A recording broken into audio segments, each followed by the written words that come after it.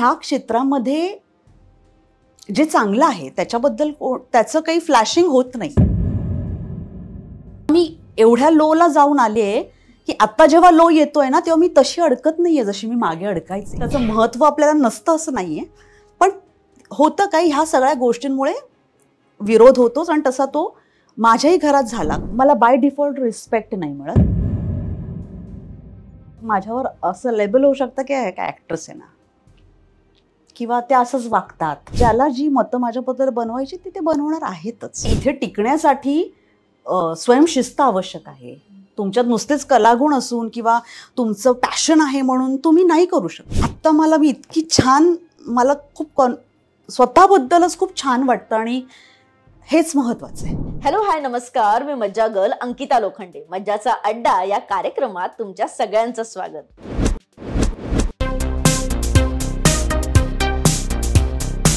असं म्हणतात ना की मालिका विश्वात ज्या पात्राला प्रेक्षकांचा सगळ्यात जास्त विरोध असतो तेच पात्र खरं तर प्रेक्षकांच्या जास्त पसंतीस पडतं.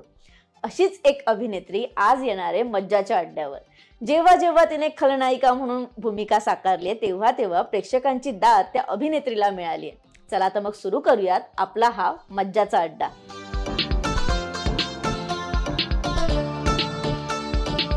सगळ्यात आधी खूप स्वागत मज्जाच्या अड्ड्यावर. थँक्यू. हो नाही करत करत अखेर हा अड्डा पार पडलाय. म्हणजे शिंदेला माहिती असेल, शिंदे म्हणजे किती प्रयत्नांनी आम्ही शीतल मॅमला इथे आणलंय आणि किती एवढं बिझी माणूस आणि इतकं छान सुरू आहे. पण सध्या आता काय सुरू आहे आयुष्यात?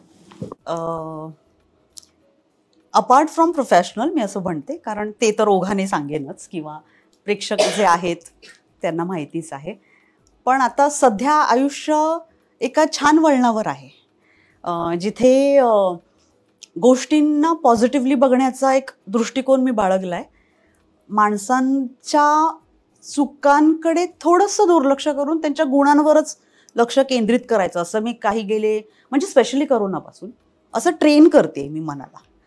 की म्हणजे आता माझ्यातले दुर्गुण काढणं हा मुद्दा आलाच त्यात, पण बऱ्याचदा काय होतं की आपल्याला समोरचीच व्यक्ती कायम चुकीची वाटत असते ना, आपण सद्गुणांचे पुतळेच असतो. तर त्याच्यामुळे असं होतं की समोरच्या त्या दुर्गुणांकडे दुर्लक्ष करून त्याच्या गुणांवर लक्ष केंद्रित केलं तर मला असं वाटतं माणूस म्हणून वावरणं किंवा त्याला समजणं सोपं जाते. आणि त्याच्यामुळे आता लाईफ इज रिअली ब्युटिफुल. आणि प्रोफेशनली सुद्धा गेली काही वर्ष इतकं सातत्यपूर्ण वेगवेगळ्या भूमिका मला करायला मिळाल्या. माझं नशीब, देवाची कृपा. तर त्याच्यामुळे एक ना कलाकार म्हणून पण मला शिकायला पण मिळालं त्या प्रोसेसमध्ये. आणि माझे काही इनोव्हेशनसुद्धा होते माझ्या जर्नीमधले, की अमुकच मला जमेल, मग माझ्या पर्सनॅलिटीला तमुकच काहीतरी आहे जे मला काही अजून काही मला दुरुस्त नाही करता आलेलं.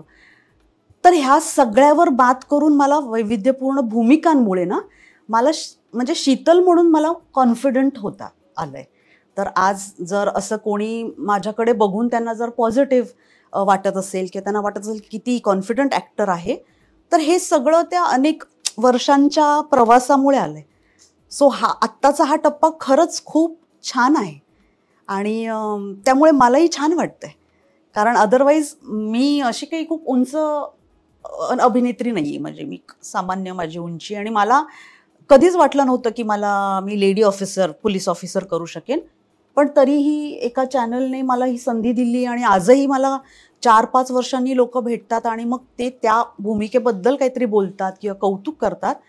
तेव्हा असं वाटतं की नाही, आपला जेव्हा स्वतःवर विश्वास असतो तेव्हा मग ह्या ज्या भिंती आपणच निर्माण केलेल्या असतात, काही आपल्या क्षेत्रातली काही जाणकार अनुभवी मंडळी आपल्याला कधी कधी सांगतात, पण त्याचा एक काय म्हणूया, it's just a stepping stone म्हणून बघायला हवं. ऑफकोर्स हे सुद्धा शहाणपण आता अनेक वर्षांच्या भीषण मानसिक संघर्षातून आलेलं आहे.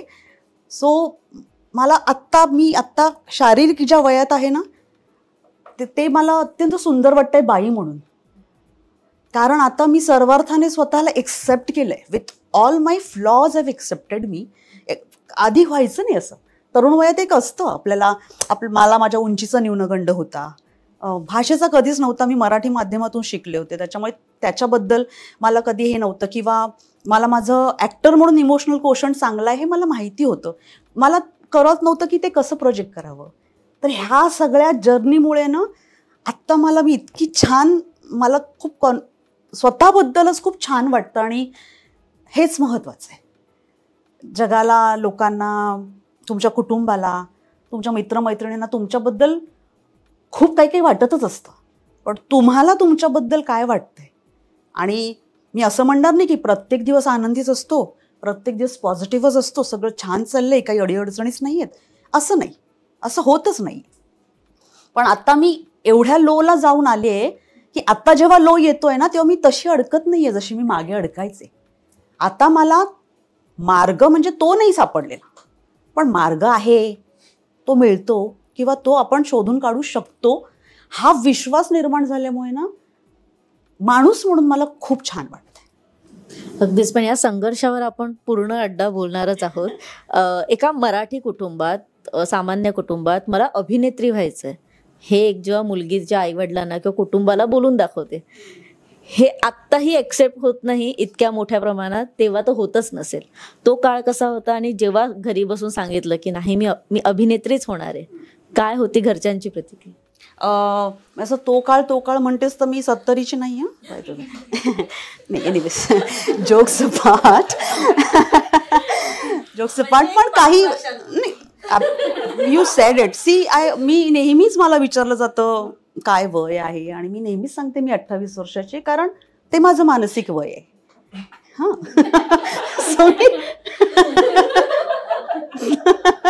सो मी नेहमीच असं सांगते की आय एम 28, आणि लाईक तुम्ही मला अजून एक 40 वर्षांनी भेटला तरी मी 28च असेल. एनिवेज, पण बॅक टू युअर क्वेश्चन. तू म्हणालीस असं खरंच आहे की आज सुद्धा आमच्या अभिनय क्षेत्रात किंवा कलेच्या क्षेत्रात जेव्हा म्हणतात की मुलं यायचे आहेत, मग ते अभिनयच नाही इतरही, तर त्यावेळी एक सर्वसाधारण सगळ्याच कुटुंबांमध्ये ह्या क्षेत्रात जी काही आर्थिक असुरक्षितता आहे किंवा इथले जे प्रवाद आहेत, जे अनेक खरे आहेत, अनेक पसरवलेले आहेत, ह्याच्याबद्दलच इतकं बोललं गेलं आहे ना की ह्या क्षेत्रामध्ये जे चांगलं आहे त्याच्याबद्दल त्याचं काही फ्लॅशिंग होत नाही आहे. म्हणजे इथे टिकण्यासाठी स्वयंशिस्त आवश्यक आहे. तुमच्यात नुसतेच कलागुण असून किंवा तुमचं पॅशन आहे म्हणून तुम्ही नाही करू शकत. म्हणजे पॅशन आहे म्हणून रादर तुम्ही करू शकाल, पण तुम्हाला टिकायचं असेल, तुम्हाला स्वतःला प्रूव्ह करायचं असेल, तर तुम्हाला शिस्तबद्ध राहावंच लागेल. जरी आपण असं म्हणालो की रात्री 2-2 वाजेपर्यंत काम चालतं, पण तो कलेच्या क्षेत्राच्या वेळेचा भाग आहे आणि त्याच्यासाठी शिस्त आवश्यक आहे. म्हणजे सगळे इथे बेशिस्तीशिवाय हे असं आपण जे काही निर्माण करतोय छान, ते होऊ शकत नाही. त्यामुळे जे चांगलं आहे ना त्याचं प्रोजेक्शन झालं नाही अनफॉर्च्युनेटली. त्यामुळेही असं होतं. आणि शिवाय सगळ्याच कुटुंबांमध्ये ना, आणि ते खरंही आहे, मी त्याला डिनाय नाही करणार, लग्न किंवा एक आर्थिक सुरक्षितता, एक योग्य वयामध्ये मुलं होणं, किंवा तुम्ही एक नवरा बायको म्हणून, आई वडील म्हणून एकेका त्या भूमिकांमध्ये जाणं, हे खरंच सायंटिफिकली दृष्ट्या करेक्टच आहे. हां, आता हे आलेलं सुद्धा शहाणपण हे अनेक वर्षानंतरच हे मी सांगते. म्हणजे तेव्हाही मला पटत होतं, पण आपण एक करिअरच्या त्या झोनमध्ये असतो, स्वतःला प्रूव्ह करण्याच्या त्या वेगात असल्यामुळे आपण त्याच्याकडे दुर्लक्ष करत असतो. म्हणजे त्याचं महत्त्व आपल्याला नसतं असं नाही आहे, पण होतं काही ह्या सगळ्या गोष्टींमुळे विरोध होतोच. आणि तसा तो माझ्याही घरात झाला. कारण जोपर्यंत मी माझी कला माझ्या शाळेच्या लेवलवर, मी ज्या कॉलनीत राहते तिथे, मग कॉलेजमध्ये गेले म्हणून राज्यस्तरीय म्हणा, किंवा मी महाराष्ट्राला रिप्रेझेंट करते, मग मी युवा महोत्सवात आहे, तिथे कौतुक होतं, पारितोषिक मिळतात, तिथपर्यंत छान होतं. पण जेव्हा मी माझं आता संपूर्ण करिअर इथे घालवणार म्हटल्यानंतर माझ्या आईवडिलांनी ऑब्व्हियसली विरोध केला. हे तेच आईवडील होते ज्यांनी माझ्या डान्ससाठी मग भाड्याच्या दुकानात जाऊन आम्ही आणतोय, कुठल्या गाण्यावर नाच करायचे, काय स्टेप्स असायला हवेत, किंवा माझं सगळंच म्हणजे ज्यांनी करून घेतलंय, स्वतःच्या ऑफिसेसना सुट्ट्या मारल्या आहेत, माझ्यासाठी त्यांनी केलंय. पण तेव्हा मला नाही कळत नव्हतं की त्यांचा विरोध कशाला आहे. कारण माझ्या घरात कोणीच व्यावसायिकदृष्ट्या कोणी कलाकार म्हणून कार्यरत नव्हतं. माझ्या घरात कला होतीच, कारण माझी आत्या किंवा माझे काका त्यांचा एक छोटासा ऑर्केस्ट्राचा ग्रुप होता, तर ते गणेश उत्सवात गायचे. किंवा माझे म्हणजे आईचे पप्पा, माझे आजोबा, त्यांनी नाटकात ते स्त्री पार्टी असं भूमिका केली होती. सो किंवा माझी आई डान्स शिकली होती, माझा मामा तबला शिकत होता. पण त्याला व्यावसायिक स्वरूप द्यायचे, आता आयुष्यभर ही कलाकार म्हणून जगणारे हे क्षेत्रच अननोन असल्यामुळे त्यांना आपण आपल्या मुलांना प्रोटेक्ट कसं करावं हे त्यांना कळत नाही, म्हणून ते आपल्याला विरोध करतात असं मला आत्ता जाणवतंय. नोकरीतले खास कळगे त्यांना माहिती आहेत. माझी आई नोकरी करणारी असल्याने तिने कसं तिचं संसार आणि मुलं सांभाळली आणि कसं मॅनेज केलं तिला माहिती होतं. तिला हा कॉन्फिडन्स होता की माझी मुलगी नोकरी करायला लागली तर मी तिला गाईड करू शकेन. माझ्या पप्पांनाही नेमका तोच कॉन्फिडन्स होता. पण म्हणजे मी नुसतंच कलेच्या क्षेत्रात नाही, समजा मी त्या वेळात म्हणाले असते की मला माझा स्वतंत्र व्यवसाय करायचा आहे, तरी त्यांनी मला विरोधच केला असता. कारण त्यांना हे कळत नव्हतं की मी ॲज अ पॅरेंट माझ्या मुलाला गाईड कसं करू. आणि हाच मुद्दा असतो. मला नेहमी असं वाटतं की माझ्या आई वडिलांना आपली मुलगी कुठे वाहवत जाणार नाही हा विश्वास सुद्धा मलाच त्यांना द्यायचा होता. तो माझ्या वागणुकीतून किंवा माझे जे मित्रमंडळी आहेत त्यांना माझ्या घरच्यांशी म्हणजे त्यांना इंट्रोड्यूस करून की मी ह्या माणसांबरोबर कामं करते किंवा ही मुलं मुली माझे मित्रमैत्रिणी आहेत. तर मला वाटतं हा ओपन चॅनल ठेवल्यामुळे हळूहळू त्यांचा विरोध मावळत गेला. जसजसे ते माझ्या भूमिका बघत गेले किंवा चित्रपटात मला संधी मिळाली, त्याच्यातून काही पारितोषिकं मिळाली, जेव्हा लोक त्यांना माझे आई वडील म्हणून ओळखायला लागले, तेव्हा त्यांचा विरोध कमी झाला. आणि मग त्याची जागा सपोर्टने, जी सपोर्ट तर होताच, पण आता हे जे मी वेळेचं गणित म्हणते, बाई म्हणून तर आपल्याला सगळ्यांनाच माहिती आहे, पुरुषांना तुम्हाला बरं आहे, तुम्हाला मिळतं हातात ब्रेकफास्ट, आम्हाला कधी कधी तो जाऊन आमच्यासाठी करावा लागतो. मी असं तुम्हाला सगळ्यांनाच नाही म्हणणार, पण एक जनरली मुलगा घरात आल्यावर त्याला चहा दे, हे दे, असं होतं. पण मुलीकडूनशी थोडीशी एक वेगळी अपेक्षा असते आणि ती एक भारतीय अपेक्षा नाही म्हणत मी, आता ती जगभर झाली. सो पण त्याच्यामुळे ते झालं असं की तो विरोध झालाच, पण मला स्वतःला प्रूव्ह करायचं होतं. माझ्यातला कलाकार इतका तो अस्वस्थ होता की मला काही करून ते करायचं असल्यामुळे माझी पण धडपड, माझी जिद्द ती पण त्यांना कळत होती. आणि पुन्हा आपल्या व्यवसायातल्या अनेक वाईट गोष्टींकडे आकर्षित न होता चांगल्या मार्गावरून चालत राहणंही तसं सोपं नसतंच. म्हणजे महत्त्वाचा मुद्दा मी जो मांडला तो आर्थिक सुरक्षितता. आपलं वय वाढत असतं, पण आपला बँक बॅलन्स हा आपल्या वयाच्या जी मुलं मुली कुठेतरी गेलेलेच असतात काही एक अमुक सर्टन कोटींमध्ये, आपण नसतोच तिथे कधी किंवा लाखा व्हॉटएव्हर. तर हा मग कम्पॅरिझनचा मुद्दा येतो. असं खूप काही होतं. पण मला असं वाटतं की शेवटी तुम्हाला रिस्पॉन्सिबिलिटी तुम्ही ती घेणं, तसं वागणं आणि तुमच्या आईवडिलांना प्रूव्ह करत राहणं हे तुमचं कर्तव्य आहे असं मला वाटतं. म्हणजे त्यांनी विरोध केला म्हणून त्यांच्यावर रागवण्यात काही पॉईंटच नाही. कारण मला नेहमी जाणवते तेच, माझ्या आईवडिलांना मला गाईड कसं करावं हे कळलंच नाही, म्हणून ते विरोध करत होते. द मोमेंट त्यांना कळलं की नाही ही स्वतःचं नीट सांभाळ करू शकते किंवा या क्षेत्रात ती नीट समर्थपणे वावरते असं म्हटल्यानंतर मग त्यांचा पाठिंबा अजूनच वाढला आणि आता तो आहेच म्हणजे चालू. So this is it, like असं वाटतं मला. पण गिरगावातला तुमचा जन्म, तिथून तुमची सगळी सुरुवात झाली, तो तुमचं कुटुंब सगळं. मग ह्या क्षेत्रात येताना जसं तुम्ही म्हणालात आर्थिक गणितं ही तुम्ही कशी मांडलीत आणि इथे काम मिळवण्याचं जे स्ट्रगल असेल ते तुमचा सगळा प्रवास कसा होता? गिरगावात माझा जन्म झाला असला तरी वयाची अगदीच 2 वर्ष वगैरे मी तिथे राहिले. पण झालं असं की म्हणजे लहानपणापासून ना पप्पांकडून गिरगावातल्या त्यांच्या आठवणी इतक्या समृद्ध होत्या आणि त्या त्यांनी सतत सांगितल्याने माझी गिरगावशी नाळ अशी जुळलेलीच आहे. तुझा प्रश्न आहे आर्थिक ह्याच्याशी संबंधित. तर इनिशियली काही वर्ष तर मी मुळात सुरुवातच मराठी रंगभूमीपासून केली. मी रुपारेल कॉलेजमध्ये होते, त्याच्यामुळे चेतन दातार आणि आदेश बांदेकर अशी खूप चांगल्या मंडळींच्या संपर्कात सहवासात होते. त्यामुळे कलेच्या क्षेत्राकडे कधी उथळ म्हणून बघणं झालं नाही. हां, आकर्षणाचा भाग हा डेफिनेटली आपल्या सगळ्यांच्या आयुष्यात चित्रपट किंवा गाणं किंवा हे इतका अविभाज्य भाग आहे हा आपला, की जेव्हा कधी मी 8 वर्षांची होते, जेव्हा कधी मला वाटलं की आपण ॲक्ट्रेस व्हायचं आहे आणि आपल्याला हेच करायचं आहे, त्याच्यानंतर सुद्धा त्याचं आकर्षण कमी होऊन इथे जी मी तुम्हाला म्हणते की खूप मेहनत लागते आहे किंवा तुम्हाला फोकस राहावं लागतं आहे, तुम्हाला अनेक तुमच्या आजूबाजूला गोष्टी वाईट घडत असतात, त्याला टाळून किंवा तुमच्या विरुद्ध काही कंपुशाही होत असते किंवा पॉलिटिक्स काहीतरी होत असतं, ह्याला टाळून देऊन कलाकार म्हणून तुम्ही तुमच्या भूमिकेवर कसं एकाग्र होणार आहात, काय करणार आहात किंवा तुम्हाला आलेल्या अनुभवांचा वापर कसा करणार आहात एक अभिनेत्री म्हणून, ह्याचा विचार करण्यामध्ये तुम्ही फोकस राहणं महत्त्वाचं आहे. त्याच्यामुळे रंगभूमीवर सुरुवात केल्याने तिथे काही पेमेंट फार नव्हती तेव्हा, म्हणजे 200 रुपये 250 रुपये वगैरे.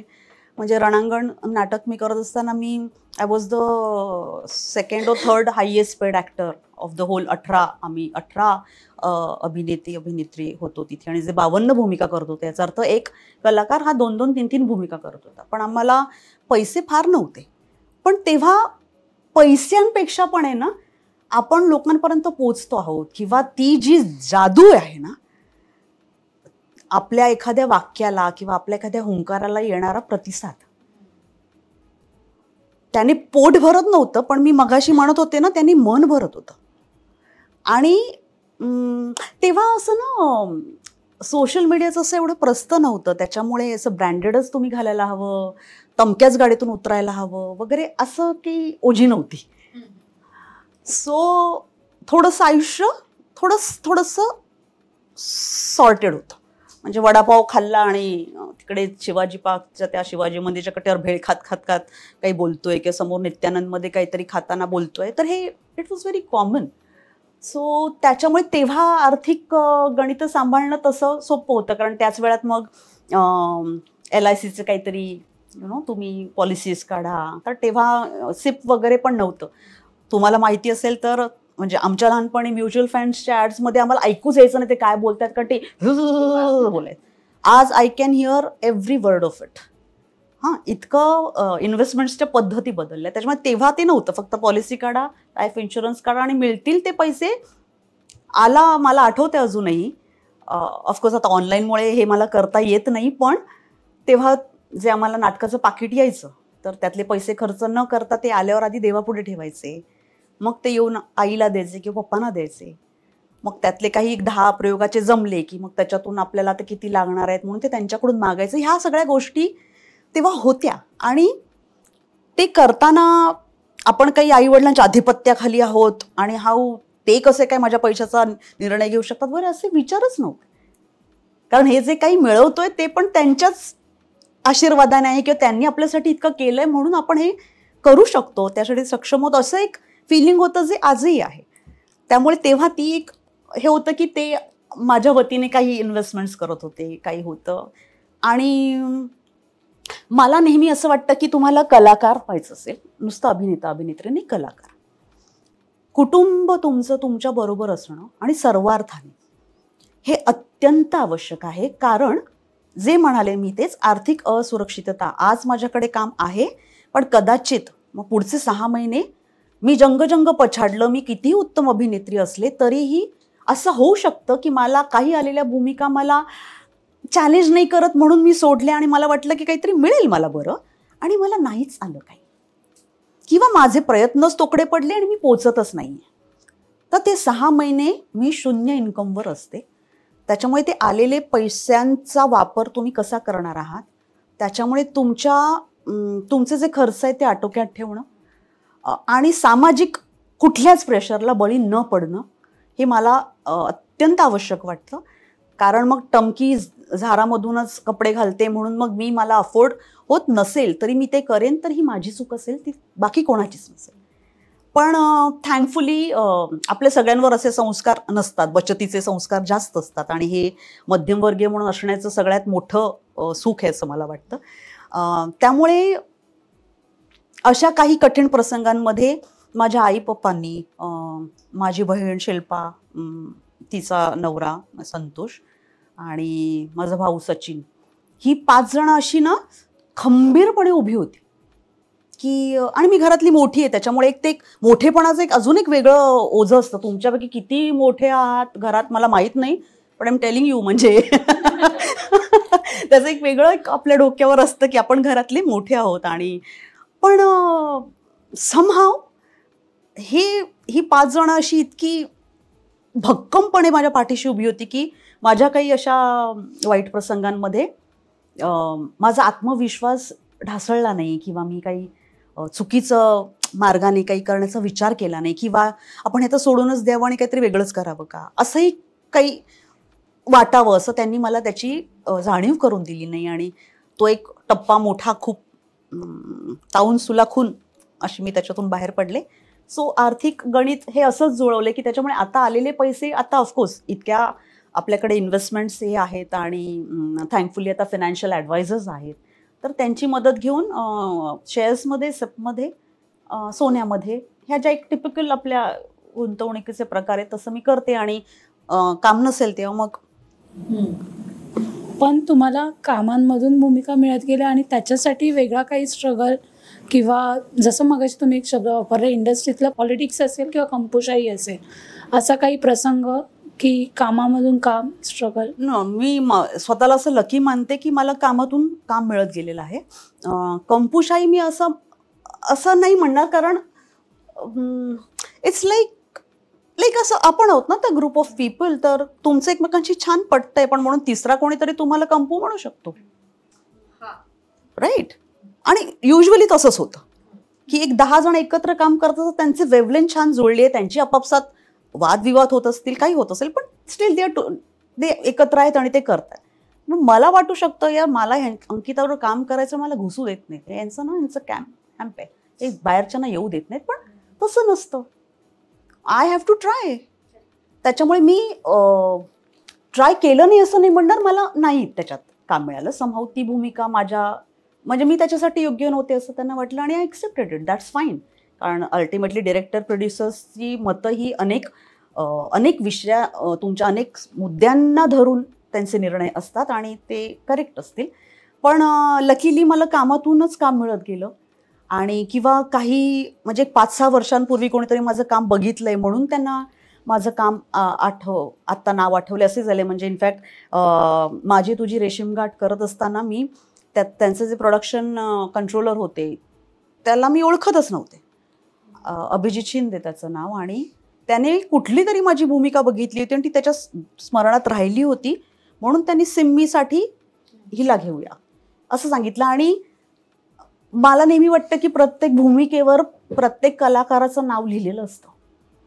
जसं गारंबीचा बापू नावाचं अजरामर नाटक आहे जे रंगभूमीवर करायचं ठरलं आणि त्याच्यासाठी 3 ते 4 महिने त्यांनी सगळ्याच नामवंत अभिनेत्रींना त्याच्यासाठी विचारलं. त्यांचे काही पैसे जास्त झाले, काही डिरेक्टर्सना वाटलं नाही की ती राधा असू शकेल, आणि 4 महिन्यानंतर ते नाटक माझ्याकडे आलं. तेही असंच आलं की कोणीतरी माझं एक 2008 साली बघितलेलं कुठलं तरी नाटक होतं, त्याच्यातली ती कोण होती असं म्हणून मग ते माझ्यापर्यंत आलं. आणि मग मी गेले आणि हां चला वाचन करू, हां चला असं करत म्हणजे 1-1.5 महिन्यात प्रयोग सुरू झाले.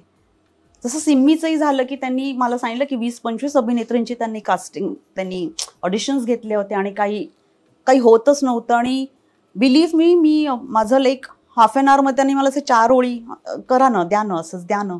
आणि मी आई कुठे काय करत होतेच, त्याच्यात मी वेळ काढून मी म्हटलं मी कसं काय करणार असं म्हणून मी आपलं उगाचच ते 4 ओळी काही फार विचार पण केला नाही, मी आपलं केल्या, पाठवून दिलं. अर्ध्या तासात फोन आला, 2 दिवसांनी शूटिंग आहे.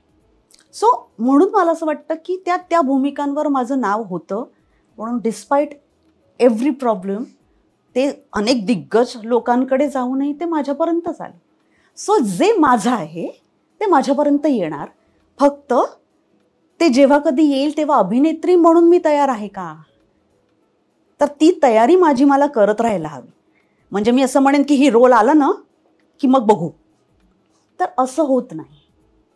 तुम्हाला कलाकार म्हणून रोज स्वतःला घासत पुसत राहायलाच हवं आहे. आणि त्याच्यासाठी काही फार वेगळं करायची गरज नसते. जरा डोळे उघडून माणूस म्हणून आजूबाजूला वावरणं, बघणं, भरपूर वाचन करणं, जे जे चांगलं आहे, जे कलाकृती आहेत, म्हणजे नुसतेच चित्रपट, नाटक म्हणा, एखादी संगीताची सभा म्हणा, तुम्हाला ते बघितलं पाहिजे, ऐकलं पाहिजे, त्याचं मनन चिंतन केलं पाहिजे. कारण ही नेव्हर एंडिंग प्रोसेस आहे. मी असं म्हणेन की आज नको, आज नाही मी काही करत, तर असं होत नाही. आता येतानाही माझा ड्रायव्हर खूप गप्पा मारत होता, त्याने मला खूप प्रश्न विचारले. कोणीतरी मला प्रश्न विचारल्यावर मी विचार करते, मी माझ्या पोतडीतलं काहीतरी काढते, मला त्याच्याकडून काहीतरी मिळतं. तर मला वाटतं हे आदान प्रदान होतच असतं. सबकॉन्शियसली आय थिंक तुम्हाला अवेअर असलं पाहिजे असं मला वाटतं. मॅम, माझा असा प्रश्न आहे की तुम्ही आता म्हणालात की भूमिका माझ्याकडे येत गेल्या आणि येत आहेत. सुरुवातीच्या काळामध्ये जेव्हा तुम्ही, म्हणजे काळात असं नाही म्हणत आहे, पण सुरुवातीला तुम्ही जेव्हा काम करत तेव्हा बरेचदा तुम्ही मुख्य भूमिकेतही आम्ही तुम्हाला पाहिलं आहे, पण कालांतराने हे चित्र आहे ना बदलताना दिसलं. साईड रोल वगैरे ह्या गोष्टी तुमच्याकडे येत गेल्या आणि जशा भूमिका येत गेल्या तसंच. मग ही जी फ्रेज होती ना ती किती कठीण होती? खूप. आणि साईड रोल म्हणण्यापेक्षा पण मला असं वाटतं की मला ना म्हणजे अर्ली 30sमध्ये मला आईचे रोल यायला लागले आणि मला असं वाटत होतं की नाही, this is not the age for it. हां, मी करू शकते, मी 30मध्ये 80 वर्षाची म्हातारी करू शकते, हे मला माहिती होतं तेव्हासुद्धा. मला असं वाटत होतं हे ते वय नाही. आता मी अजून माझ्या वयाशी संबंधित भूमिकांना न्याय देऊ शकते. पण तो कालखंड असा होता जेव्हा हिरोईनचं वय हे एक 25मध्ये अडकलंच होतं. 18 ते 25, म्हणजे एक 28-30 झाली म्हणजे झालं, संपलंच. मग ती वहिनी काकी ह्या रोलमध्ये हे करत होते आणि असं सांगितलंही जात होतं की आता झालं वय, आता काय कोण देणार तुला मुख्य भूमिका. त्याच्यामुळे हा कालखंड बेहद्द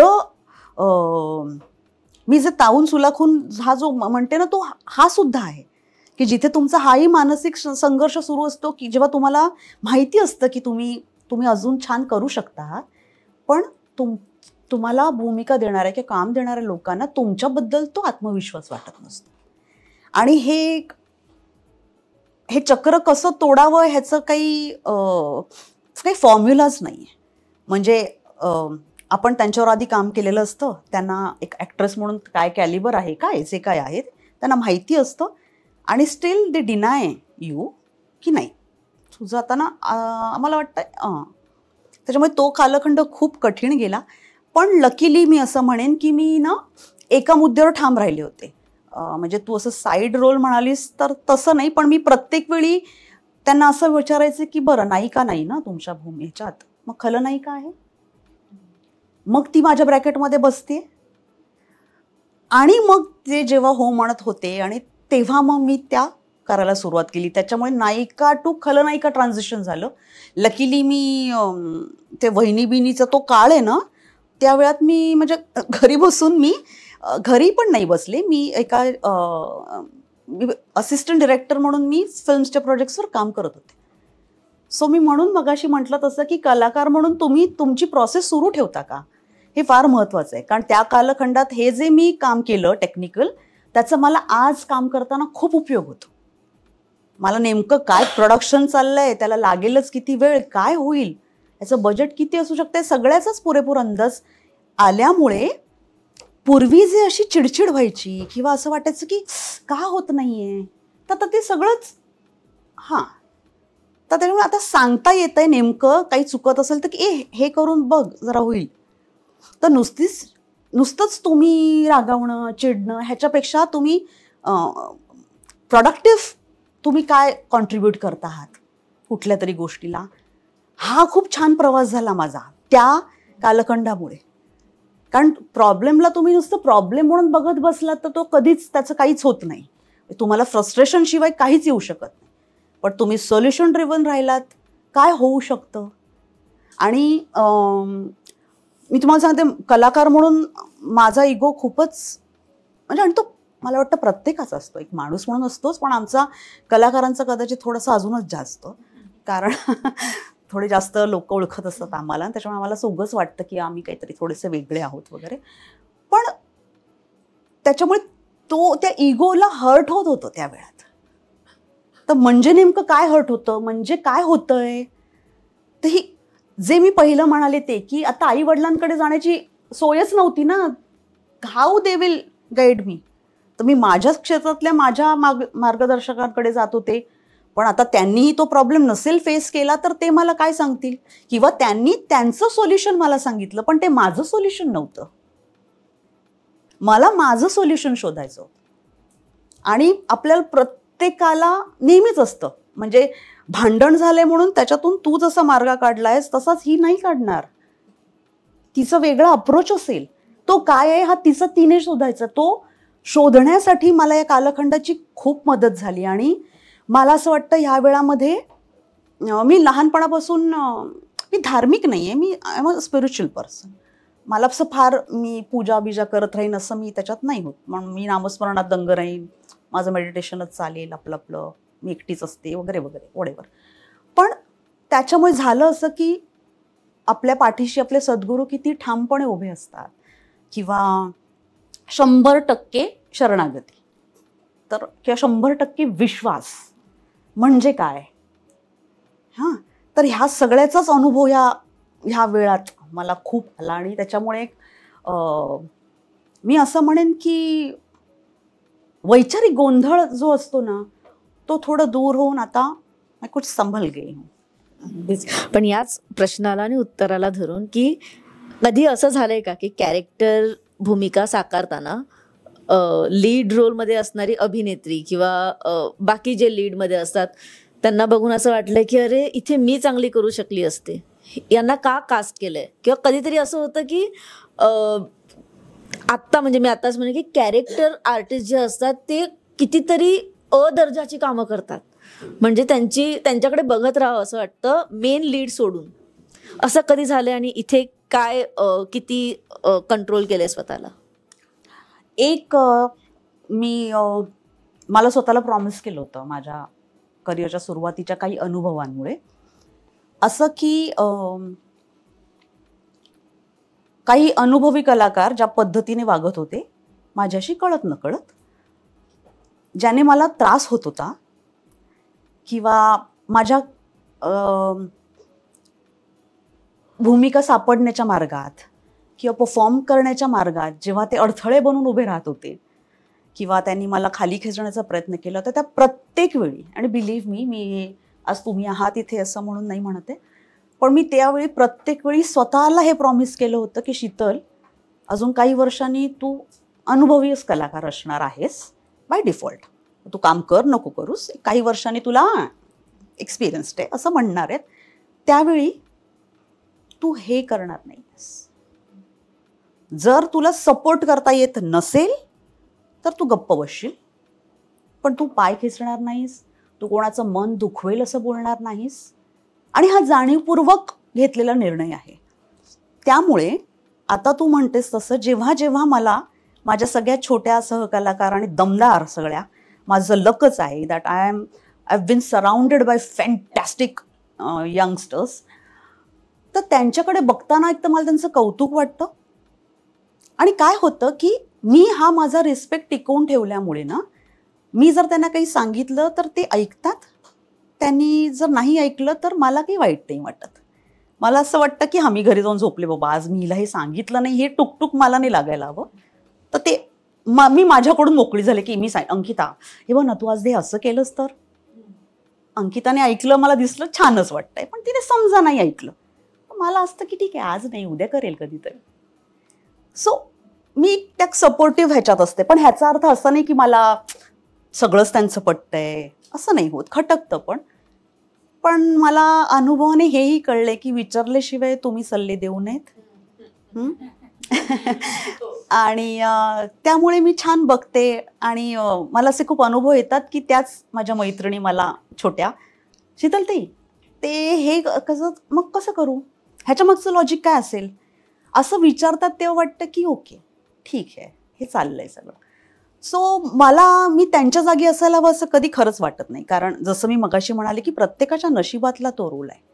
ऑफकोर्स तो आपण छान केला असता हे वाटणं, मला असं वाटतं हे प्रत्येकाला वाटतं की अल्टिमेटली ही स्पर्धा आहे. हे व्यावसायिक ह्याच्यात होत. मी असं म्हणणार नाही की मी स्पर्धा नाही करणार, डेफिनेटली करणार, पण मी कोणाचे पाय खेचून पुढे नाही जाणार आहे. मी जे काही असतील 1% कलागुण आहेत त्याच्या बळावरच मी पुढे जाण्याचा प्रयत्न करेन. मला इतर आर्टिफिशियल कुबड्या आणि मला नकोय, मी हे नकोय. नाही. तुम्ही मॅम आता जे म्हणालात, जे तुम्हाला सुरुवातीचा अनुभव आला, जो काही पाय खेचणं असेल, त्यातला एखादा इफ तुम्ही कम्फर्टेबल असाल तर शेअर कराल का? आणि आत्ता ह्या टप्प्यावर असताना ह्या अनुभवी कलाकारांचं जेव्हा तुम्हाला फेम मिळालं किंवा जेव्हा शीतल क्षीरसागर म्हणून नाव मिळालं, तेव्हा अनुभवी कलाकारांचे चेहरे तुम्हाला भेटले का आणि कशा प्रतिक्रिया होत्या? नाही, नाव नाही सांगणार. ॲज तुम्हाला कळलंच असेल की मी नाव नाही सांगणार. नाही, पण आता एक गंमत असते. म्हणजे जेव्हा आता मी काही वर्ष काम केले ना, आता ह्या ज्या सगळ्या मी म्हटलं की माझ्या खरंच सगळ्या छान ह्या ज्युनियर दमदार जे माझ्या पुढे येतात, कळत असतं मला त्यांच्यात स्पार्क आहे. माझ्यातही स्पार्क आहे हा माझा त्या सिनियर ॲक्टर्सना कळत होताच. पण समहाऊ त्या जेलसीला ते ओव्हरकम नाही करू शकल्याने त्यांच्याकडून ते घडलं होतं. पण मी हे सांगेन रादर की ज्यांनी मला त्रास दिला किंवा मला असं केलं, त्याच कलाकारांनी नंतर जाऊन मला माझ्या भूमिका अजून सुंदर उठावदार व्हाव्यात म्हणून त्यांच्या अनुभवाची अशी पोतडीच माझ्या पुढे रिकामी केली, जी त्यांनी इतर कोणालाही आर्टिस्टना सांगितले नसेल. असे अनेक ॲक्टर्सचे एक्सरसाइजेस त्यांनी माझ्याबरोबर शेअर केले किंवा त्यांनी त्यांचे अनुभव सांगितले. आणि मला आहे ना, मी तशी जरा एकांतप्रिय आहे, माणूसघाणी नाही आहे, पण मी खूप माणसांमध्ये मला थोड्या वेळाने मला असं वाटतं की आता बस झालं, अशी मी आहे. पण मला आहे ना ह्या सगळ्या अनुभवी लोकांचं ऐकायला खूप आवडतं. कारण मला असं वाटतं की ते ज्या अनुभवातून गेले किंवा त्यांनी जे सार गोळा केलंय त्याच्यासाठी थँकफुली मला त्या अनुभवातून जायला लागणार नाही. मग मला जे ऐकतच मिळतंय त्यांच्याकडून ते मी का घेऊ नको? हे म्हणजे लाईक आहेच तिथे बिचाऱ्या मधमाशीने ते केलंच आहे मध गोळा आणि मलाच ते नको आहे, असं मी इतकी कर्मदरिद्री नाही आहे. त्याच्यामुळे मी त्या ॲक्टर्सचं जरी त्यांनी माझा अपमान केला, मला काही काही बोलले, पण पुढे जाऊन त्यांनी जेव्हा माझं कौतुक केलं, मला जेव्हा मार्गदर्शन केलं, तर त्याच्यासाठी मी त्यांची आभारी आहे. त्यामुळे मी जसं त्यांच्याकडून कसं वागू नये हे शिकले, तेव्हा कसं वागावं हे सुद्धा शिकले. सो ते नाण्याच्या दोन बाजू आहेत, तसंच आहे. आणि मी म्हटलं तसं शेवटी ही स्पर्धा आहे.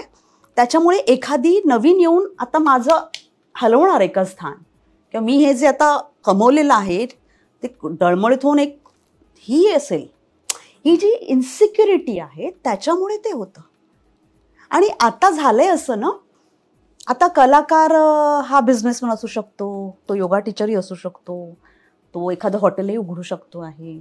आता तो टॅबू नाही राहिलेला. पूर्विकाच्या काय ॲक्टिंग जमत नाही ना म्हणून आता ते करायला लागली. आता we say it's a diversification, right? ह्या सगळ्या गोष्टींमुळे ती असुरक्षितता सुद्धा आता एवढी नाही आता.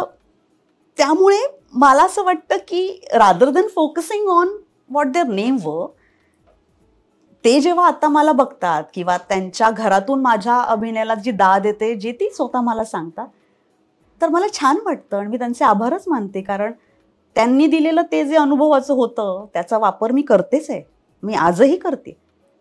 त्याच्यामुळे डेली सोप्समध्ये तुम्ही ॲक्टर म्हणून स्टॅग्नंट न होणं, ह्याचं काय गिमिक आहे हे मी शिकले त्यांच्याकडूनच. सो आता जर माझं कौतुक होत असेल किंवा मी एकाच पठडीच्या त्याचा बेस सारखा असला तरी त्या भूमिका वेगळ्या का दिसतात, त्याचं कारण त्या आहेत. ते सगळेच माझे गुरु आहेत. सो मॅम, माझा प्रश्न असा आहे की आता तुम्ही माझ्या प्रश्नाचं उत्तर देताना असं म्हणालात की नायिका नाही आहे ना, मग खलनायिका. मग खलनायिकाच का? आणि म्हणजे हा निर्णय का घेतला की खलनायिका?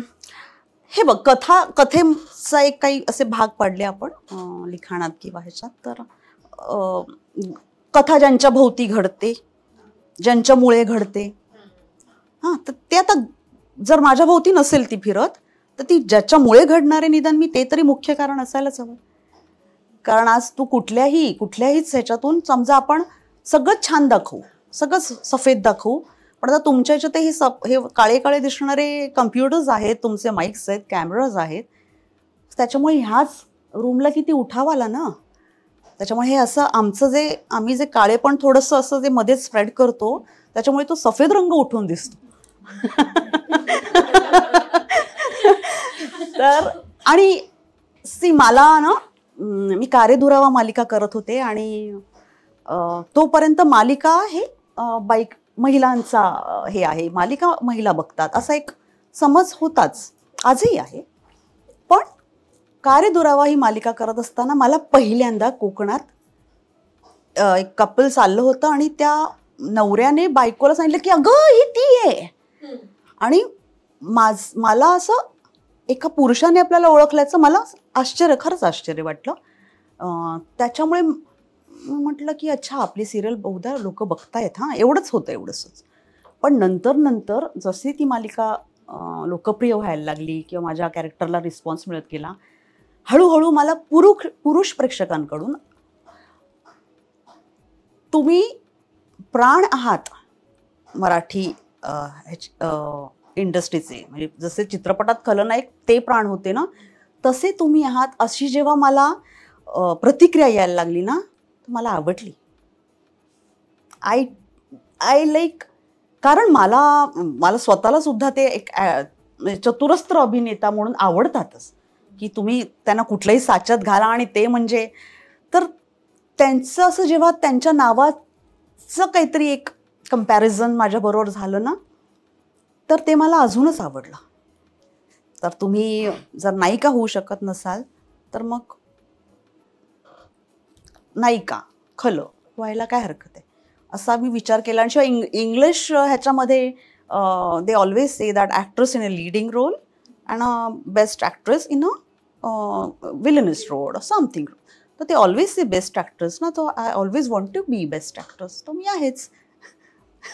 असा एक अत्यंत बालिश कदाचित, पण हो, पण हा थॉट होता की सगळ्यात मुख्य थॉट हा होता की गोष्टीला पुढे नेणारं पात्र जे असेल ते मला साकारायचं आहे.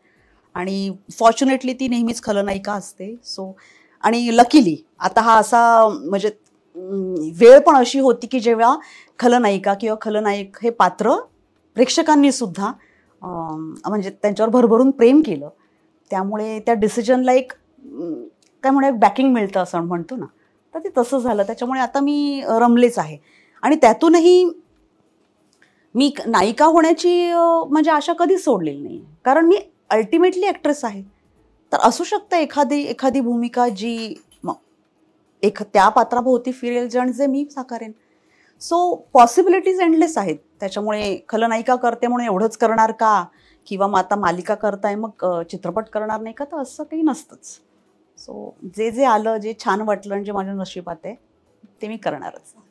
मॅम, तुम्ही आत्ता भूमिकांचं सांगितलं तर तुम्ही साकारलेल्या, तर कोणती अशी भूमिका आहे जी तुमच्या अजूनपर्यंत लक्षात राहिली आहे आणि कायम लक्षात राहील, अशी कोणती भूमिका आहे तुम्ही साकारलेली? मला असं नाही वाटतं की माझ्या करिअरमध्ये माइलस्टोन म्हणजे मला ओळख किंवा मला माझ्यातल्या कलाकाराला अत्यंत हवा असणारा आत्मविश्वास हा दिला एक होती वादी या चित्रपटाने. आता असं झालंय की गेली अनेक वर्ष मी मालिकाच करत असल्यामुळे अनेक नवीन जे तरुण प्रेक्षक वर्ग आहे, जो माझं फॅनही आहे, आणि तर त्यांना असं वाटतं की मी मालिकाच केल्या आहेत. मग त्यांना माझं रंगभूमीवरचं काम माहीत नसतं, कारण अनफॉर्च्युनेटली त्याचं डॉक्युमेंटेशन झालेलं नाही, किंवा मी ते कदाचित पोचू ही माझी चूक असं म्हणेन की मी ती PR ने योग्य रीती पोचवलेली नाही आहे.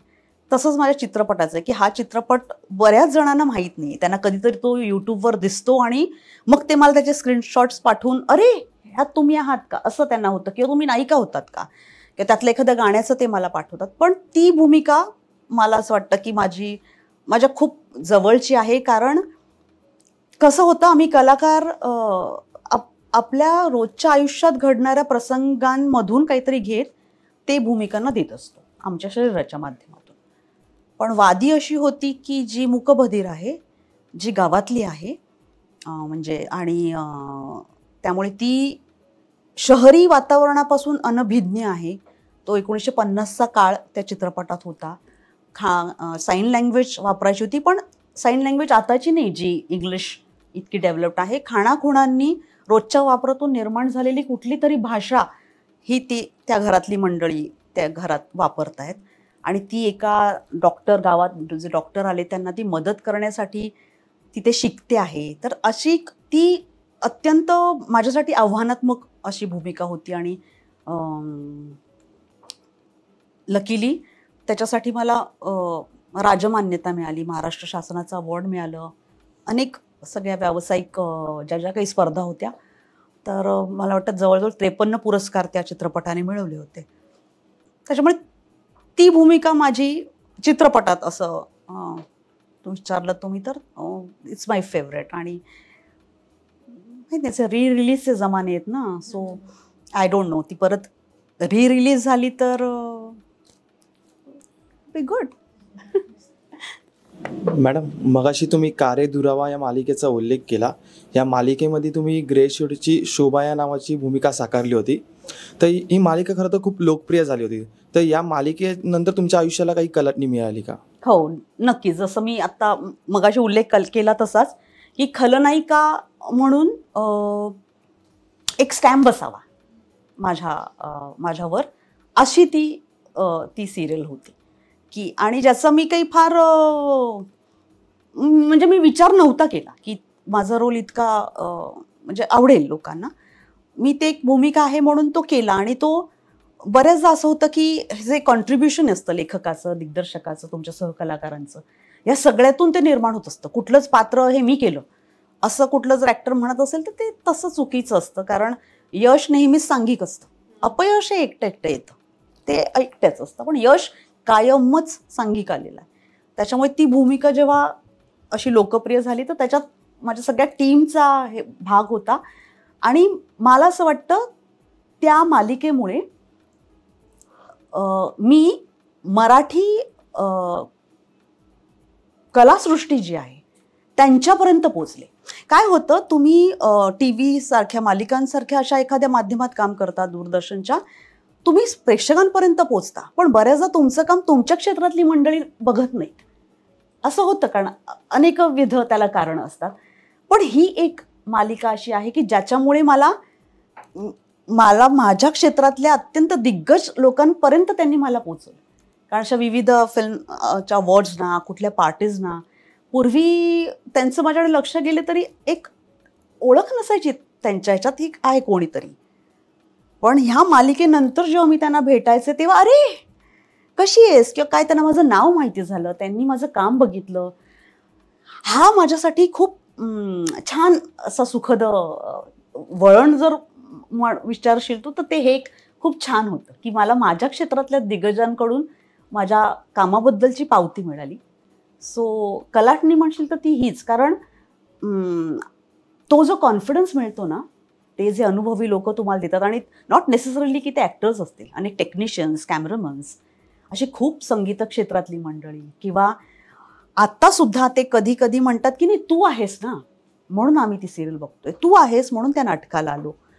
तर हे जे बिल्टअप होतं ओव्हर द इयर्स ते तुमच्या कामातून मी तुम्हाला जसं मला तसं की आईवडिलांना जसं तुम्हाला सातत्याने तो विश्वास द्यावा लागतो ना की तुम्ही करू शकाल हे, तसं सगळ्याच प्रेक्षकांना तुम्हाला तो सातत्याने द्यावा लागतो तुमच्या कामातून.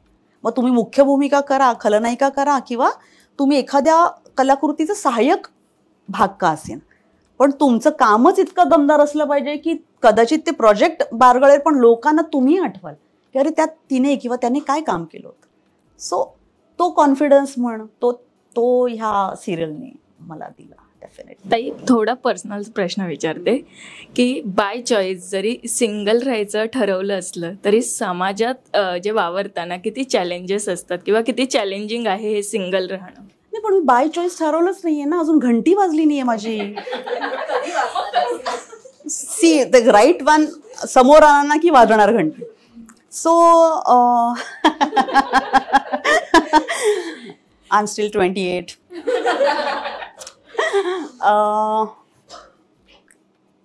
चॅलेंज तसे तर अनेक आहेत, सगळ्यात महत्त्वाचं मला चॅलेंज हे वाटतं की मला बाय डिफॉल्ट रिस्पेक्ट नाही मिळत. I have to earn it in the sense of it. लग्न झालेल्या स्त्रीला ती कोणाची तरी बायको म्हणून, कोणाची तरी सून म्हणून, कोणाची तरी काकी मामी म्हणून तिला रिस्पेक्ट मिळतोच. मग ती कधी चुकीचं वागलीच समजा काही कारणाने, तरी तिच्याकडे इतक्या दूषित नजरेने बघितलं जात नाही की तिला लगेच ब्रॅकेट केलं जात नाही. पण जेव्हा तुम्ही अनेक विधी कारणाने तुम्ही नसाल एका पर्टिक्युलर टप्प्यावर, लग्न झालेलं नसेल तुमचं, तर मला असं वाटतं की हे मला कमवावं लागतं. कारण मग माझ्यावर असं लेबल होऊ शकतं की काय ॲक्ट्रेस आहे ना, किंवा त्या असंच वागतात. तर त्यामुळे कायम जागरूक राहणं, आपल्या वागण्या बोलण्याने काही विपरीत अर्थ तर होणार नाही ना, किंवा तो होत आहे असं वाटत असेल तर त्याचं क्लॅरिफिकेशन तेव्हाच्या तेव्हा देणं हे आवश्यक आहे. आता डिस्पाईट एव्हरीथिंग, ज्याला जी मतं माझ्याबद्दल बनवायची ते बनवणार आहेतच. हा त्यांच्या संस्काराचा, त्यांच्या शिक्षणाचा, इन द सेन्स त्यांनी माणूस म्हणून स्वतःवर केलेल्या संस्काराचा आणि माणूस म्हणून त्यांनी स्वतःवर केलेल्या शिक्षणाचा, मी पुस्तकी शिक्षण म्हणतच नाही, त्यांनी त्यांच्या आयुष्याने त्यांच्यावर काय उमटवलंय, त्याचं त्यांनी काय रिफ्लेक्शन केलं आहे बाहेर, ह्या सगळ्यावरच ठरत असतं. कारण नो मॅटर वॉट मी काहीही करेन, आत्ता राईट नाव इथे 3 कॅमेरे आहेत, त्या तिघांना मी वेगवेगळी दिसते. पण म्हणून मग मी ही जी समोरून दिसेन ती मी नसेन का? सो ह्याला म्हणजे ह्या चॅलेंजचा मी विचार नाही करत. टू बी व्हेरी ऑनेस्ट, मी मला जे योग्य वाटतं, जे मी माझ्यासाठी ठरवले की हे माझ्या जीवनाचे नियम आहेत, किंवा मी ह्या गोष्टी करणार आणि ह्या गोष्टी करणार नाही, किंवा मी कधीतरी माझेच नियम मोडते. असं होत नाही की मी एवढी पण मी स्टबन नाही आहे की नाही मी हे ठरवलं तर मी नाही करणार, असं नाही होत. म्हणजे मी कोणाला रागवत नाही का, म्हणजे मग मी कोणाला उलटून बोलत नाही का, असं होत नाही. ते तर करावंच लागेल ना. कारण तुम्ही जरी तुमची मर्यादा आखली असली तरी ती तोडण्यासाठी तुम्हाला ढकलणारे, तुमची परीक्षा घेणारे खूप असतातच. सो चॅलेंज म्हणशील तर म्हणजे हे एक आहे असं मला वाटतं. आणि अदरवाईज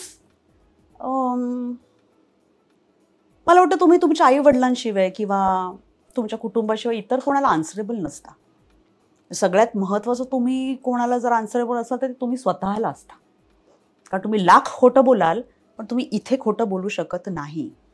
आणि तुम्ही असं कितीही म्हणाल की कोणाला वेळ आहे, एवढं काय आहे, असं नसतं.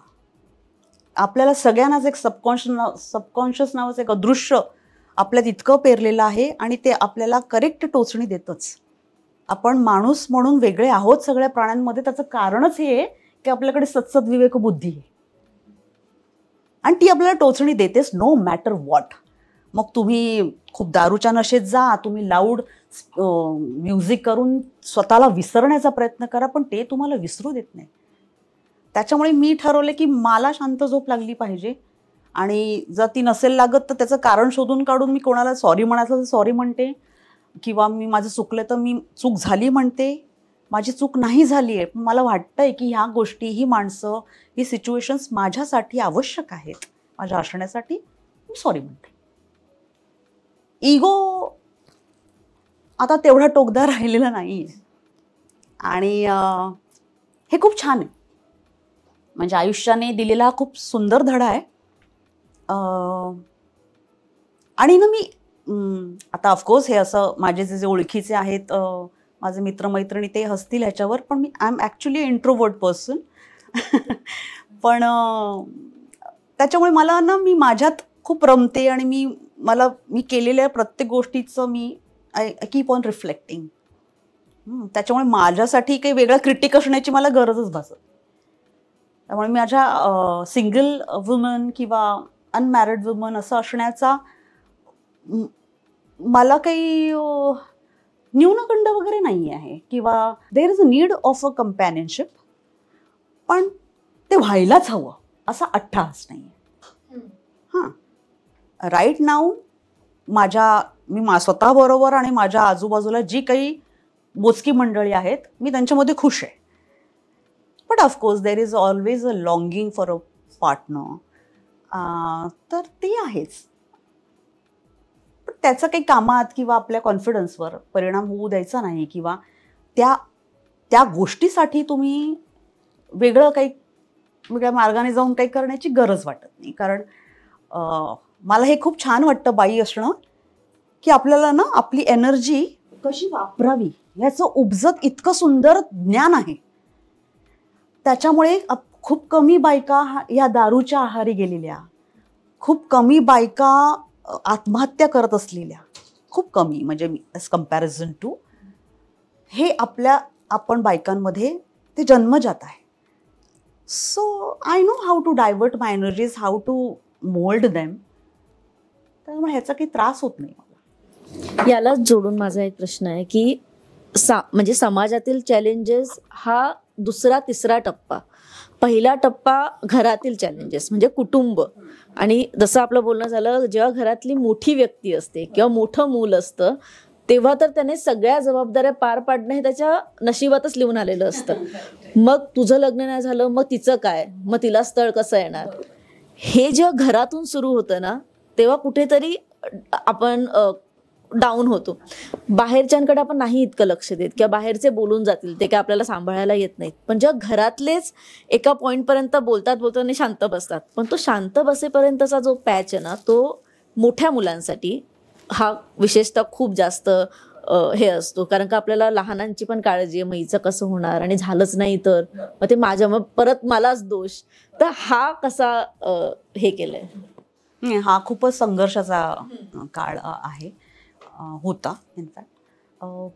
पण मी म्हणाले तसंच की त्या काळामध्ये घरच्यांना तुमच्या काळजीमुळे वाटणारं त्यांचा राग, त्यांचं फ्रस्ट्रेशन, किंवा तुम्हाला काहीतरी वेगळंच स्वतःच्या जीवनाकडून अपेक्षित आहे, किंवा मला हे मिळवायचंय तर हे झाल्यानंतर आपण पुढची जबाबदारी घेऊ, असं जे आपलं एक वेगळं वाटणं आहे. तर ह्या सगळ्यात खूप संघर्ष झालाच. आणि मी नेहमी म्हणतेच तसं की त्यांना माहिती नाही वडिलांना की शिक्षण, मग नोकरी, लग्न, मग मुलं बाळं, हे टप्पे त्यांना माहिती आहेत ना.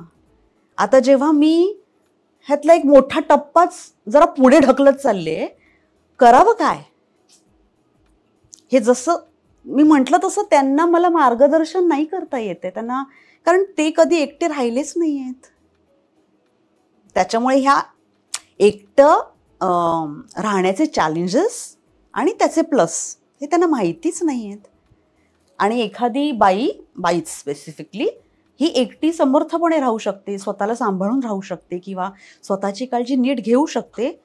हा आत्मविश्वास त्यांना आपण जोपर्यंत देत नाही तोपर्यंत हा संघर्ष चालूच राहील. आणि म्हणजे आजही माझी आई मला विचारतेच की बाबा काय तू ठरवलंय. सो ही काळजी आहे की आपल्यानंतर बाबा एक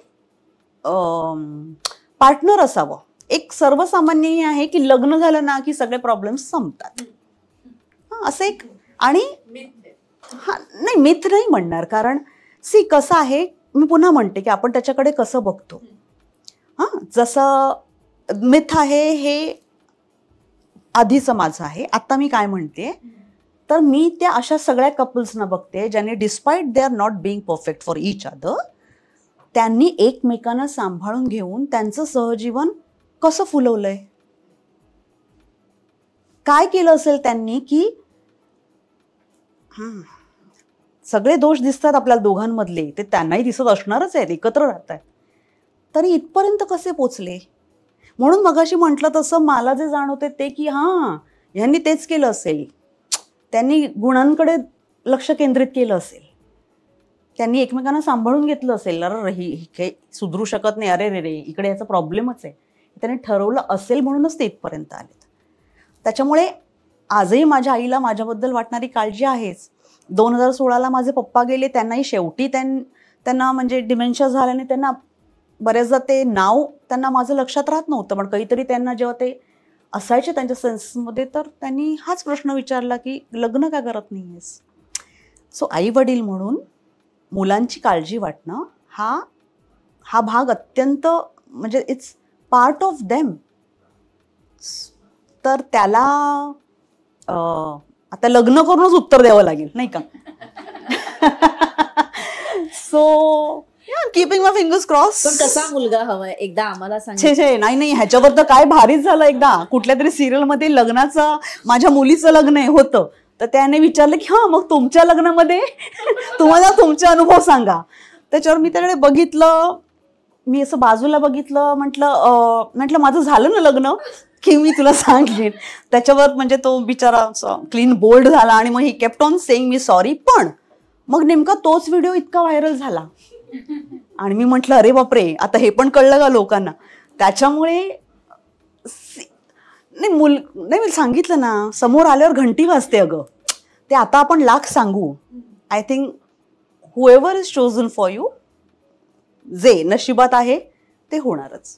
पण कधी प्रेमातच पडला नाही असं कसं होईल. ते किती अननॅचरल आहे.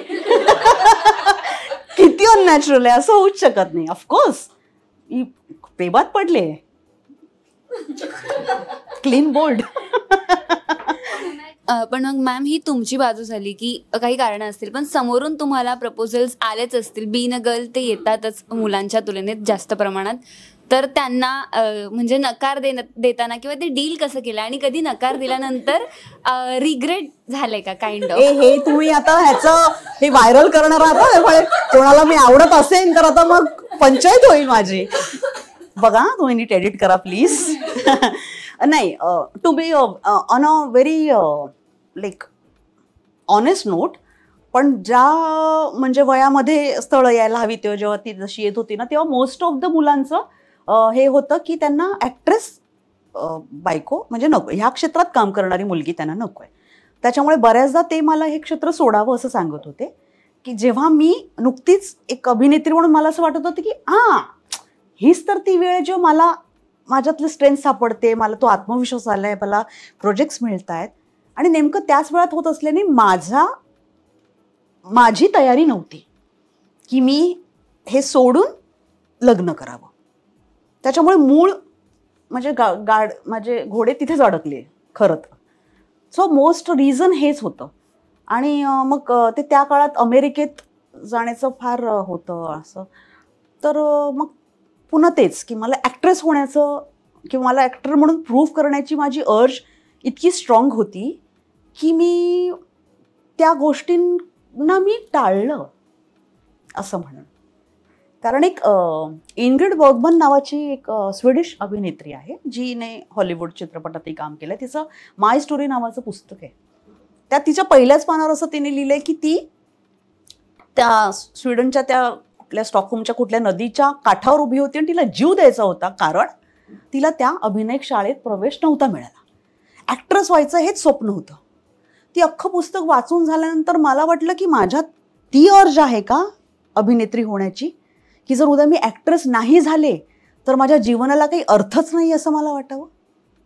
आणि नेमकं मला त्या दिवसांमध्ये नेमकं ते नॉट बिकॉज मी तिचं वाचलंय आणि मग त्याचा पगडा आहे, कारण अशा तुम्ही पगडे घेऊन खूप वेळ राहू शकत नाही. हे एखादं गोष्ट अशी ओढून घेतली असेल तर ती सुटते कधीतरी. पण नेमकं ते कारण असावं की माझी ती अर्ज इतकी स्ट्रॉंग होती ना गं की मी त्याला नको, हा नको, किंवा नंतर बघू, किंवा हा चित्रपट झाल्यावर बघू, असं काहीतरी कारण देत राहिले आहे. सो पण आता मे बी म्हणजे मेंटली मला जाणून घ्यायचंय, असं नाही की पर्सनली विचारायचं. पण आता तुमच्याच वयाच्या इतर मैत्रिणींना त्यांची फॅमिली बघताना किंवा त्यांची फॅमिली ग्रो झालेली बघताना कुठेतरी छोटीशी खंत वाटते का, किंवा काय मग त्यांना तुमच्या फ्रेंड्सची फॅमिली बघितल्यानंतर तुमचं थॉट्स काय असतात? नाही, मला खंत नाही वाटत. अगदी खरं सांगते. माझ्या बहिणीला मुलगा आहे ओजस, आणि तो जन्माला आल्यापासून मला असं वाटतं की मी त्याची आई आहे. आणि तर हे मावशीचं प्रेम असतंच. आय फील की ही इज माय बॉय, माझा मुलगा आहे तो. सो ती जी खंत म्हणतो किंवा मूल नसणं किंवा हे मला जाणवतच नाही, कारण माझ्यासाठी ते असं इतकं सोल कनेक्शन आहे त्याच्याबरोबर की दॅट ही जस्ट त्याने मला व्हॅक्यूम कधी जाणवूच दिलेलं नाही. सो मला ते खंत वाटत नाही. आणि मी ना असं ह्या गोष्टींमध्ये नाही रमत मला. So family of course I do miss. सण येतात कधीतरी किंवा एखाद्या पार्टीजमध्ये सगळे आपल्या फॅमिलीज बरोबर असतात, मुलं असतात किंवा ते त्यांच्या, मला वाटतं की अरे आपलं पण असतं नाही का असं. But that's it. ते घेऊन मी आय डोंट, कारण त्याला काही अर्थच नाही आहे. मी मगाशी म्हणाल ते मला सोल्युशन ड्रिव्हन राहायचं असेल I have to search for a partner है ना.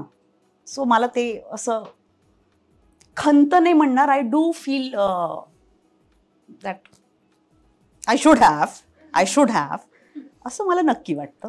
बरं, लग्नाचा टॉपिक बस झाला. म्हणजे स्थळ येतील इतपत ते मज्जा काय शादी.com सारखं मज्जा.com होईल आपलं.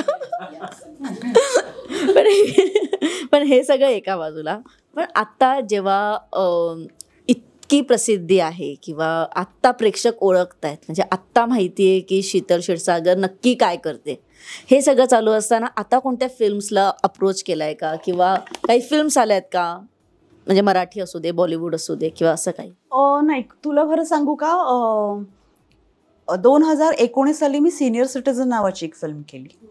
तर त्याच्यानंतर आता ऑलमोस्ट 5-6 वर्ष झाली तर मला काही असं अप्रोच कोणी झालेलं नाही. आणि मी असं म्हणते की मी सुद्धा लोकांपर्यंत म्हणजे त्या पोचलेले नाही आहे जे फिल्म्स बनवत आहेत.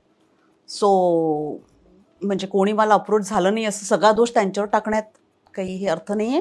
मीच या मालिकांच्या ह्याच्यात इतकी हे होते बिझी आणि खुश की मी काही फार म्हणजे त्या वाटीलाच गेलेले नाही आहे.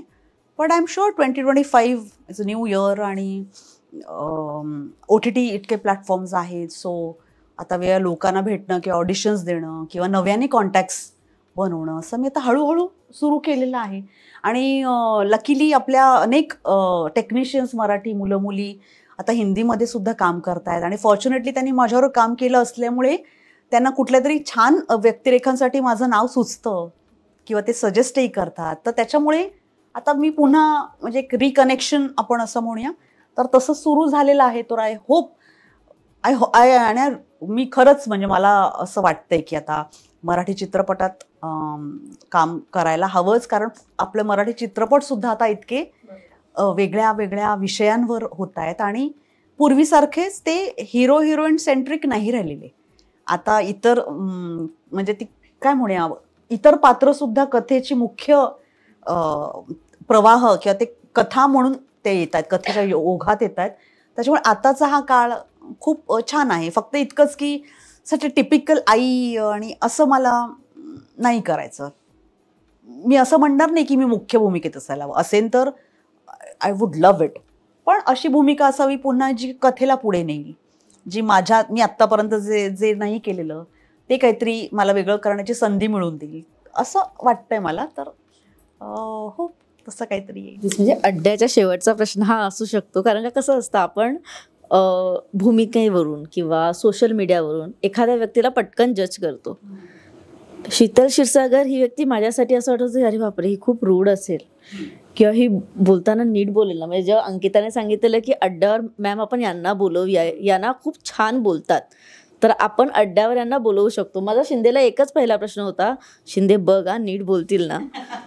तर हे नेहमी होतं का तुमच्या की बघून असं वाटू शकतं की ही बाई बापरे नको? Yes absolutely. असं हे माझ्याबद्दल सार्वत्रिक मत आहे. आणि म्हणजे ह्याच्यासाठी म्हणजे आपल्याच क्षेत्रातले नाहीत माझे मित्रमैत्रिणी जे पुढे ओघाने झाले त्यांना सुद्धा त्यांचं पहिलं मत माझ्याबद्दलच एक आहे की हाऊ रूड यू आर किंवा किती आगाऊ आहेस तू.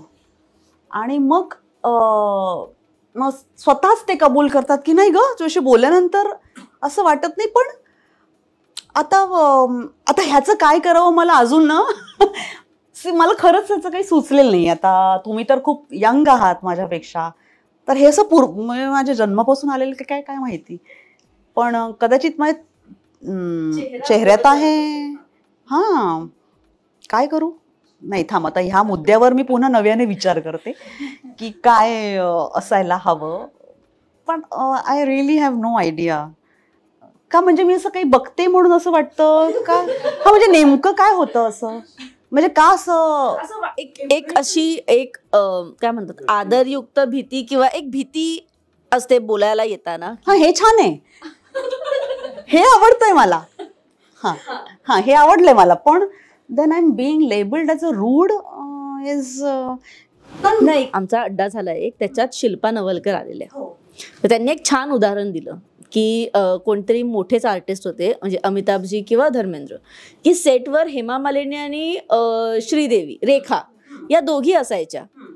पण सगळे यायचे ना, ते रेखाच्या खांद्यावर हात टाकायचे आणि बोलायचे की कैसे है, क्या चल रहा है. पण जेव्हा ते हेमा मालिनीकडे यायचे ना, तेव्हा क्या हुआ, कैसे हो आप, तो एक असं तू म्हणत असशील तर मग मी हे कमवलंय.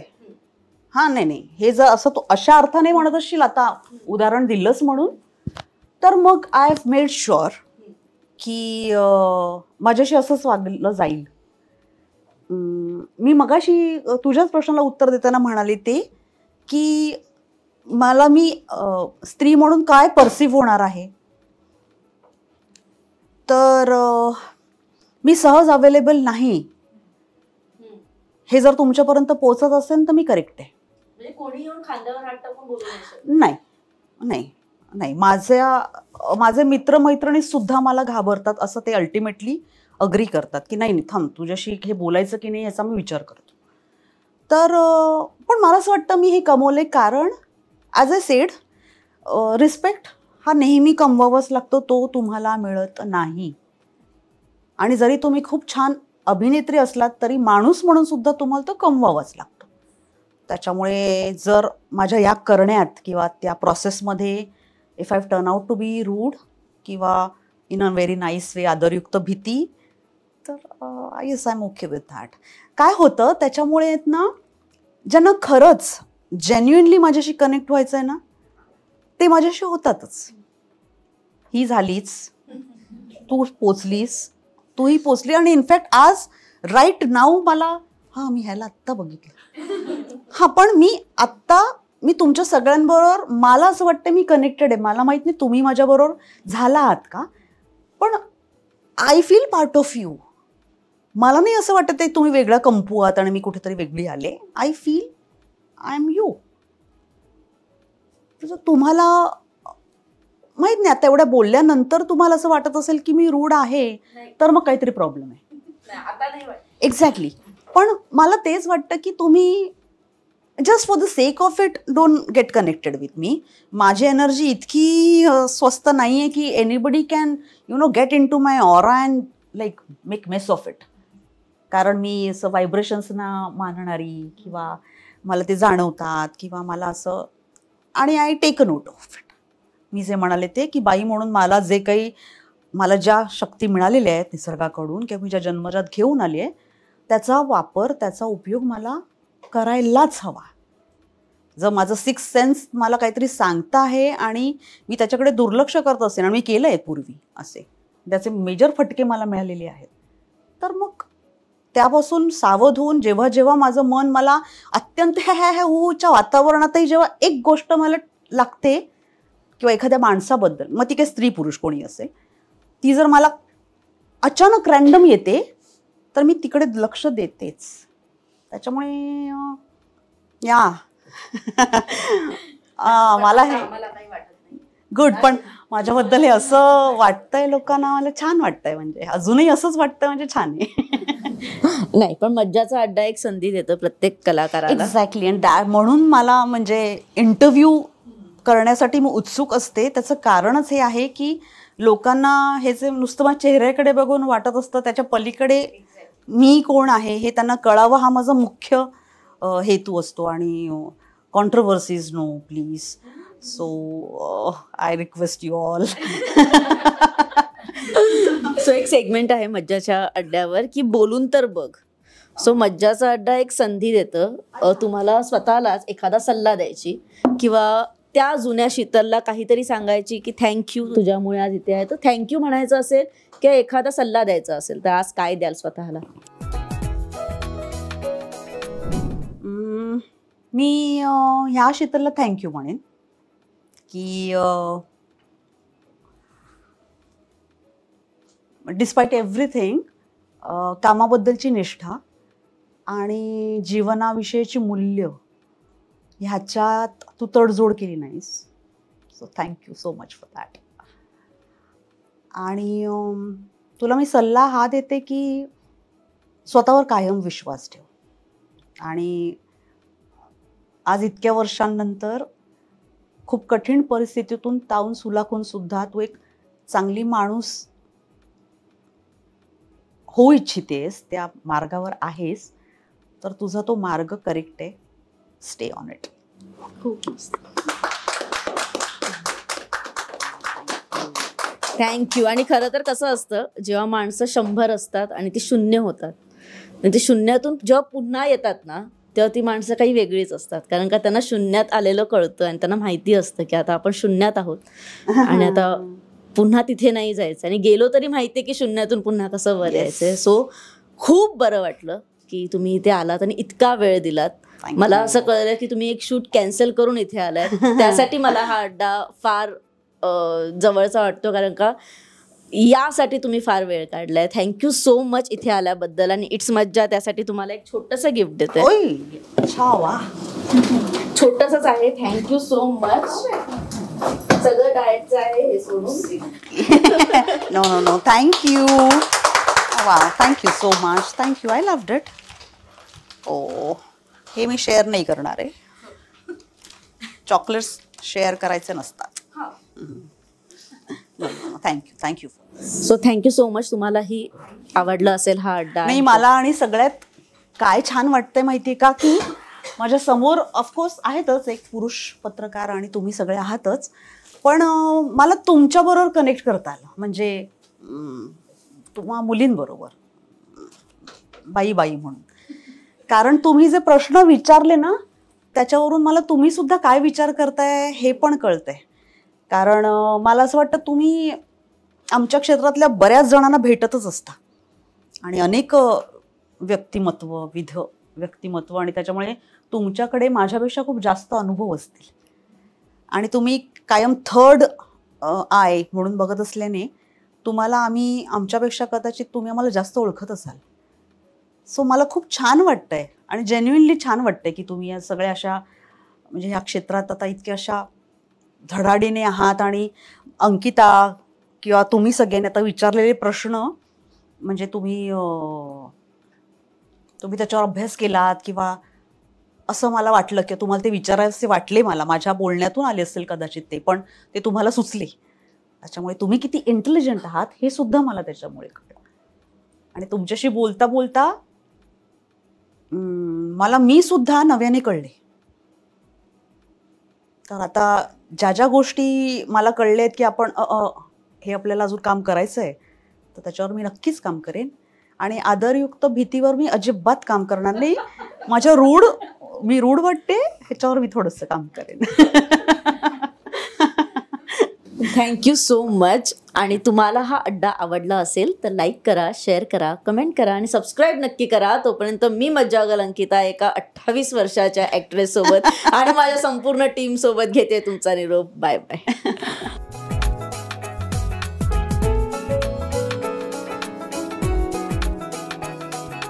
मराठी चित्रपटसृष्टीमधील latest update, original web series, shows, गाणी आणि एंटरटेनमेंटसाठी आमच्या चॅनलला सबस्क्राईब करा आणि बेल आयकन दाबायला विसरू नका.